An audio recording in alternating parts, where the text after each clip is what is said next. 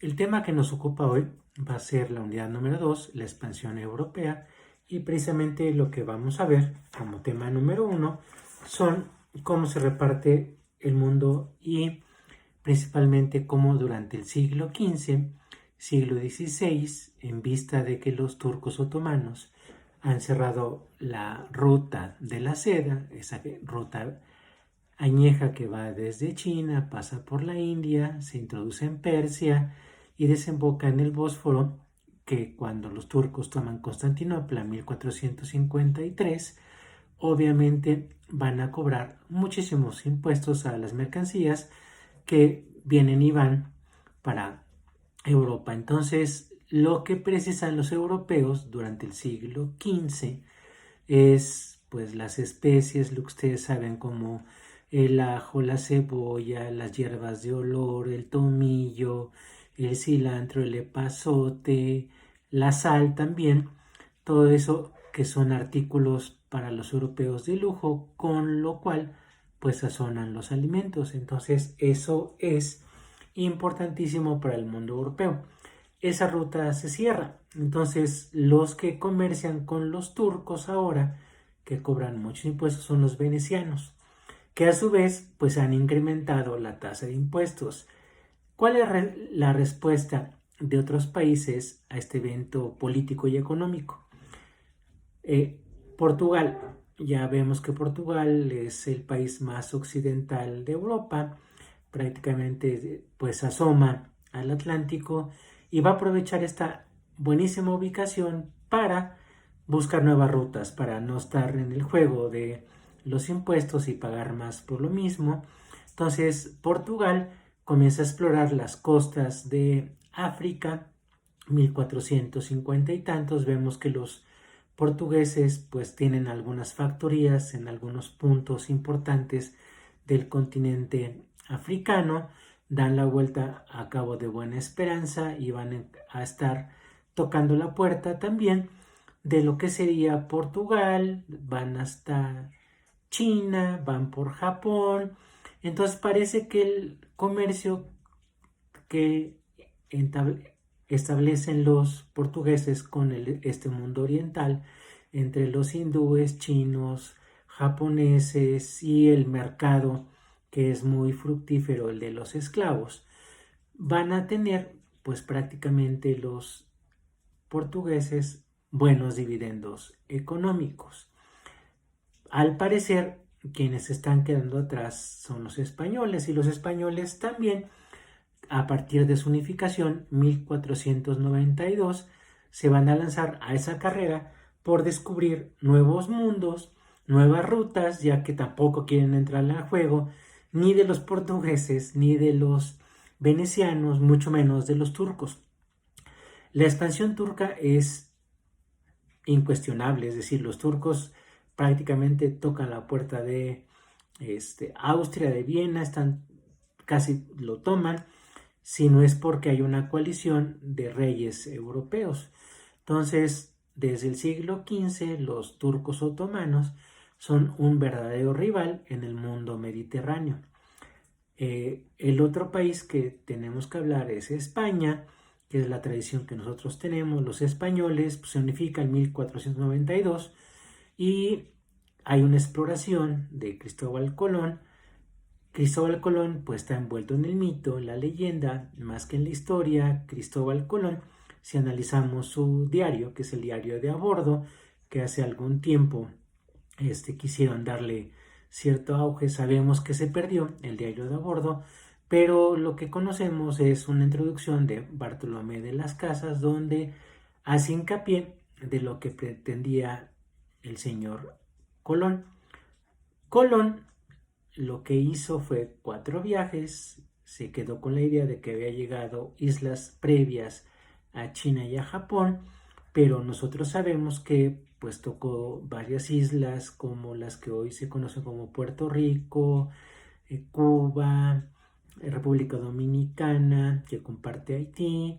Estas islas de las Antillas, en efecto, llegó ahí Colón y en algunos casos estuvo explorando las entradas del Orinoco en Venezuela, pero siguió con la misma idea, parece que era medio testarudo, de que había llegado a China y a Japón, pero bueno, estos viajes de Colón lo que hacen es descubrir para que otros españoles, de acuerdo con el Tratado de Tordesillas, donde se divide este mundo recién descubierto entre Portugal y España, lo que le va a tocar a Portugal, Tratado de Tordesillas, es Brasil, pues tienen un nuevo mundo y van a sacar muchísima riqueza. Entonces, siglo XVI, los años 1500, pues vemos que emerge de una manera importante España como una potencia marítima. ¿Quiénes están detrás de España? Pues sería Francia, Inglaterra, Holanda, que pues vamos a ver que se van a introducir, aunque tardíamente, a esta carrera por colonias, por mercancías, por rutas. Tenemos en claro que lo que se comercia en aquel momento pues son los esclavos traídos de África, el azúcar, como hace rato decía, las especies, otro producto muy socorrido van a ser el oro y la plata. En fin, eso es lo que va a ser ese siglo XVI. Lo que va a ser prácticamente es que por primera ocasión, con el viaje de Sebastián Elcano 1521-1523, que lo inicia Magallanes, pero como bien sabemos lo termina Elcano, pues ya sabemos las dimensiones del globo. Pues a raíz de ahí, pues tenemos una primera globalización, lo cual va a permitir que esta lucha por territorios y mercancías es donde va a emerger de una manera incuestionable lo que se conoce como el sistema capitalista.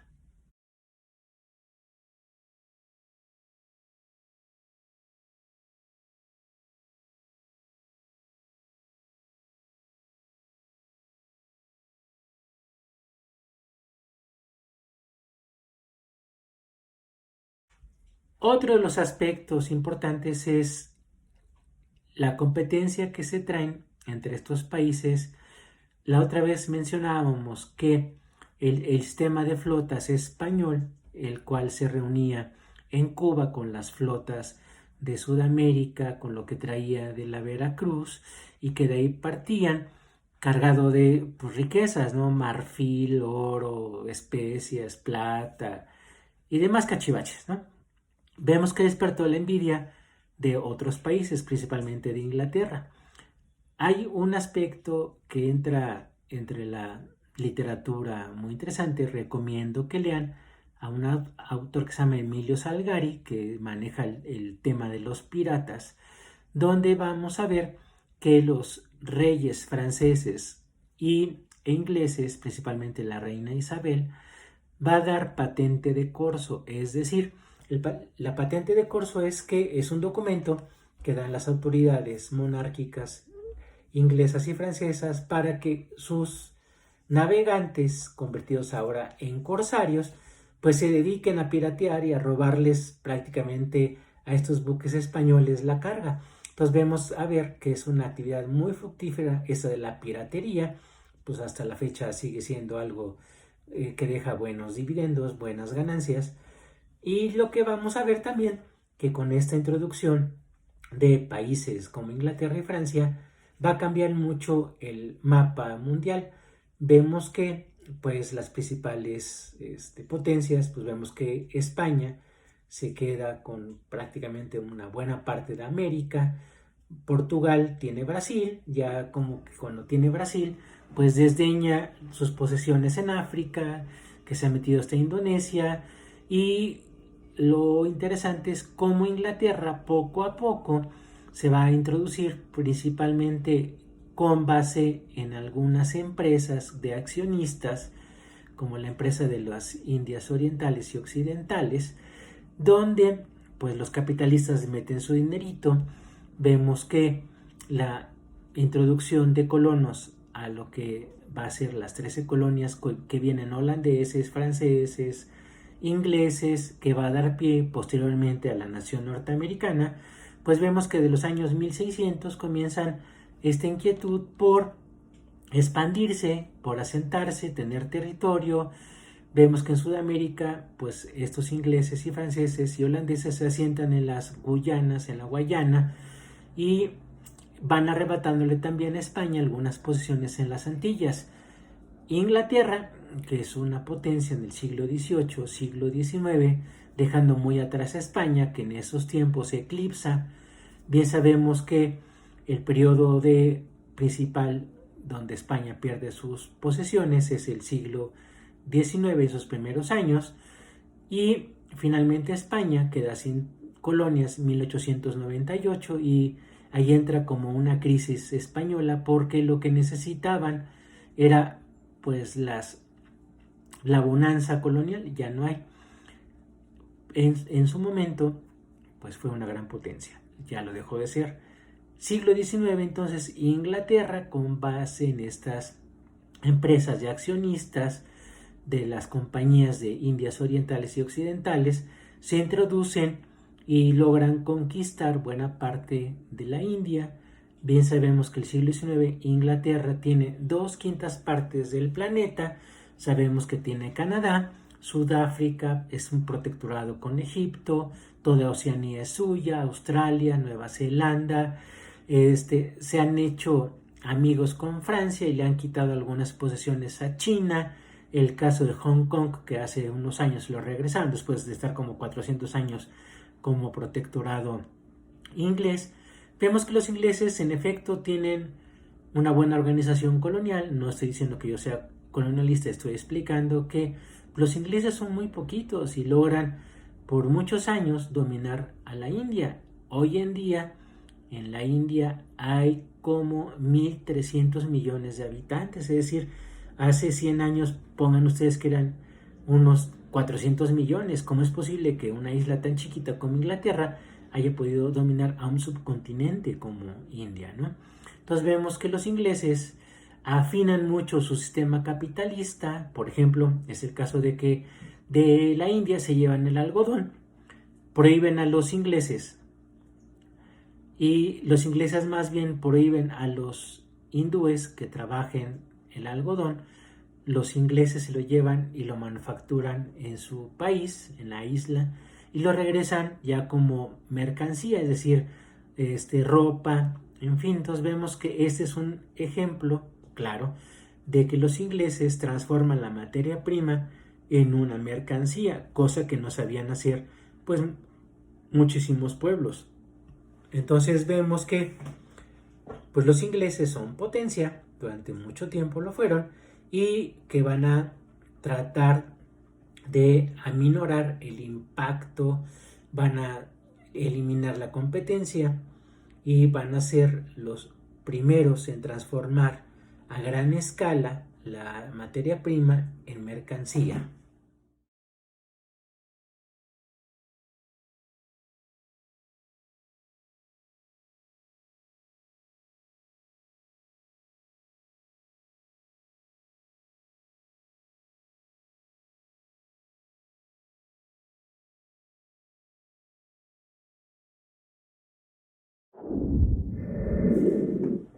De todo esto, que el mundo se hizo prácticamente en el siglo XV-XVI una aldea global, viene siendo como la primera globalización, podríamos preguntarnos por qué el caso de China, que viene siendo una nación muy extensa, que hoy en día tiene como igual como 1.400 millones de habitantes.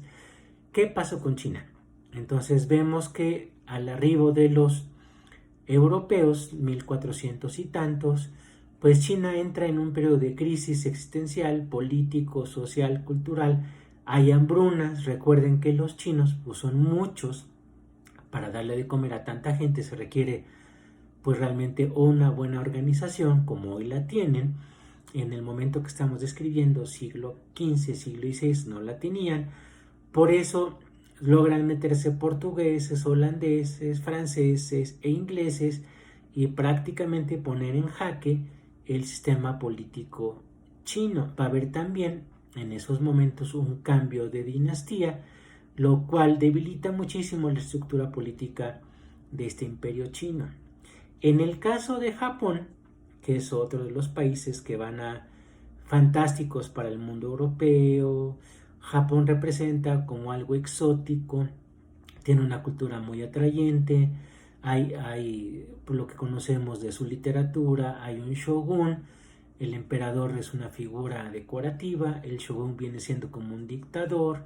Lo que nos atrae también es que este shogun ejerce una gran autoridad, y lo que hacen tanto China como Japón se retraen en sí mismos e impiden que los extranjeros, o sea, portugueses, franceses e ingleses, entren a su territorio o anden por la vía libre por su país. Solamente van a habilitar algunos puertos. Hace rato mencionaba en el caso de China que Hong Kong va a ser un puerto habilitado. En el caso de Japón va a ser el puerto de Nagasaki, que solamente lo van a poder manejar los holandeses. Entonces vemos que en esta zona de Asia pues se han metido franceses, ingleses, portugueses, holandeses, y llevan a sus países de origen pues lo que no tienen.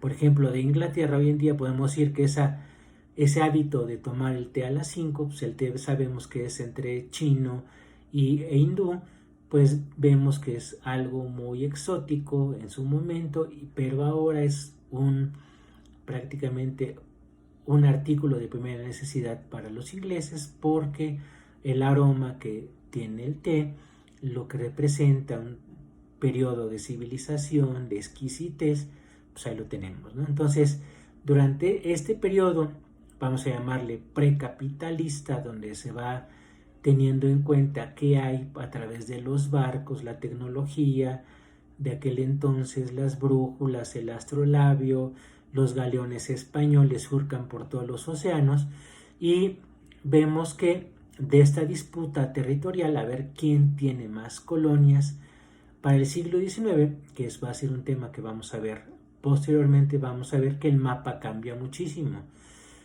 Lo interesante de este primer intento por analizar Europa del siglo XV, XVI y XVII es ver cómo se lanzan estos países a la búsqueda y posteriormente a la conquista de territorios, y ellos dicen que su cultura la van a compartir. Prácticamente lo que dan es la lengua y la religión. Bien sabemos que los españoles traen la religión católica cristiana, y los ingleses pues tienen otras costumbres. Ellos son protestantes, hugonotes, calvinistas y cuáqueros, y entonces vemos que hay un intercambio importante entre algunas civilizaciones que se pasman con este encuentro, como es el caso de la inglesa, que pues está por todo el planeta y logra que otras civilizaciones como la japonesa pues se quede como estática sin saber cómo responderles, ¿no? Durante mucho tiempo. La China se vuelca en sí misma. Bien sabemos el caso de lo que es América Latina, como hay primero una conquista brutal de las tropas de Pizarro y de Hernán Cortés en Perú y en lo que sería la Nueva España respectivamente, pero con el paso de los años se da una yuxtaposición de lenguas. Hay ambas, el náhuatl se enriquece con el español. Como bien sabemos, en México la segunda lengua más hablada es el náhuatl y la primera el español.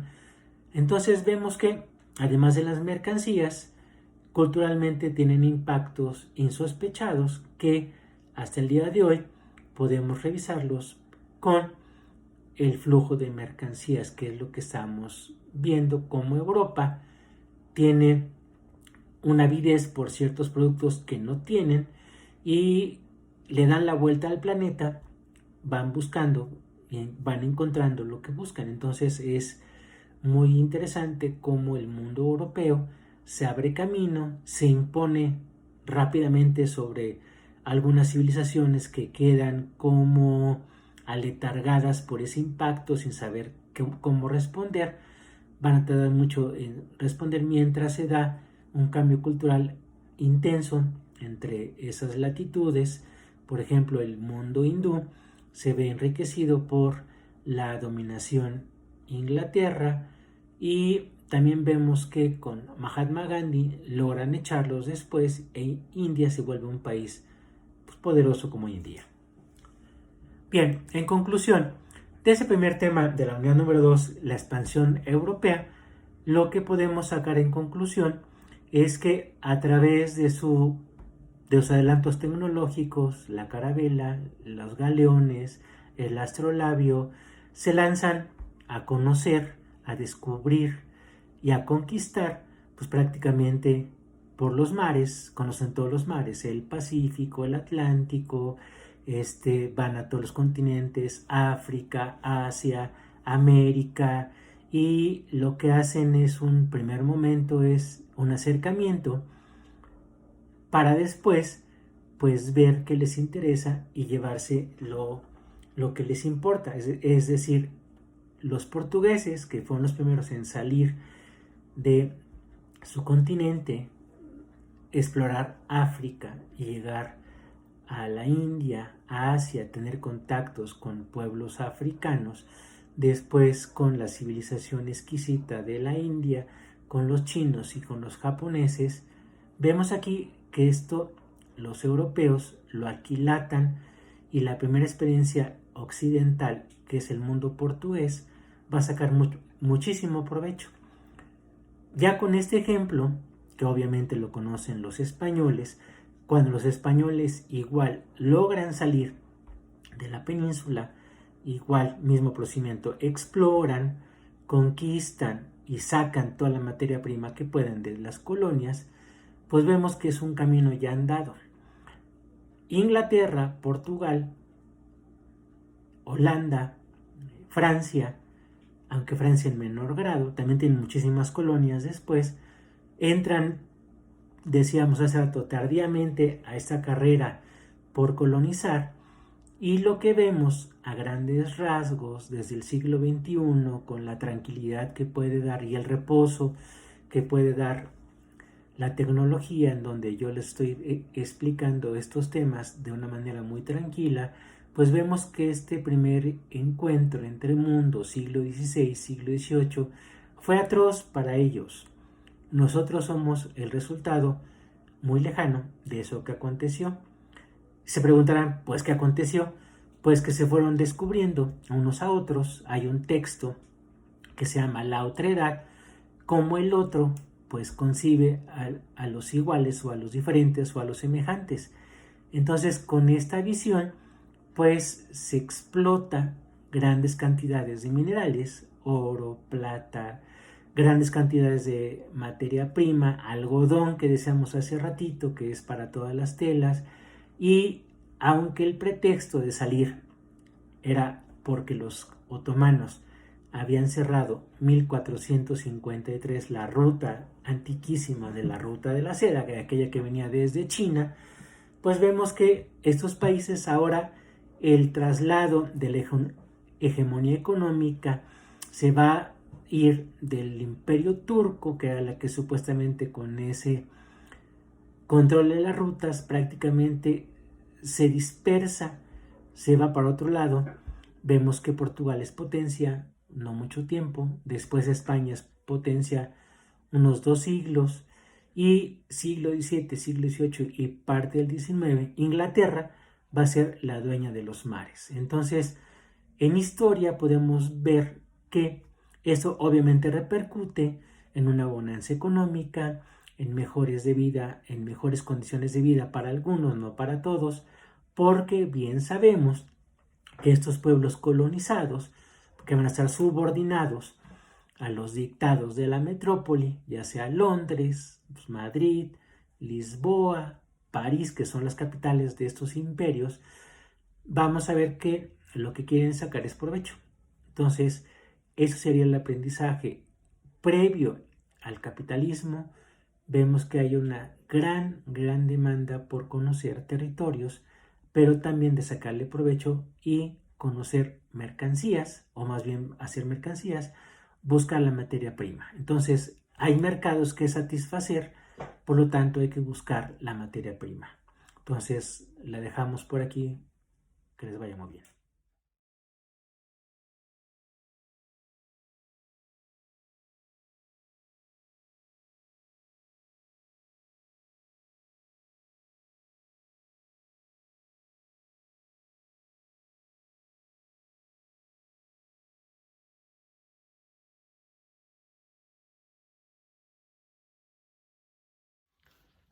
Vamos ahora a la parte de los recordatorios. Tienen que conseguir el libro, que ya les dije, viene en su tablón, ahí están los datos. Una vez por semana tienen que entregarme la tarea. La tarea tiene que venir en las páginas que yo vaya diciendo que hagan. Tienen que tomarle la fotografía, bueno, tienen que poner su nombre, tomarle la foto y subirla. Tiene que quedar muy legible su nombre. No acepto tareas de dudosa legitimidad. Entonces debe ser su libro, de este libro que ustedes están haciendo todas las semanas. Cuando yo haga el corte de caja, es decir, el primer parcial, pues tiene valor de 3 puntos siempre y cuando hayan subido todas las actividades que yo vaya dejando. Recuerden que tienen el ensayo por hacer.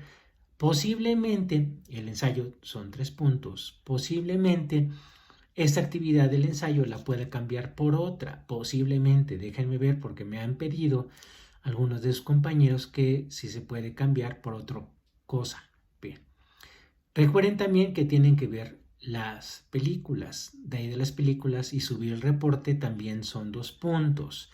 Entonces son 3 del ensayo, 3 del libro, 2 del blog y 2 de las películas. Ahí están ya los 10 puntos para que no haya problemas. Recuerden, a ver, otra de las cosas que me están escribiendo.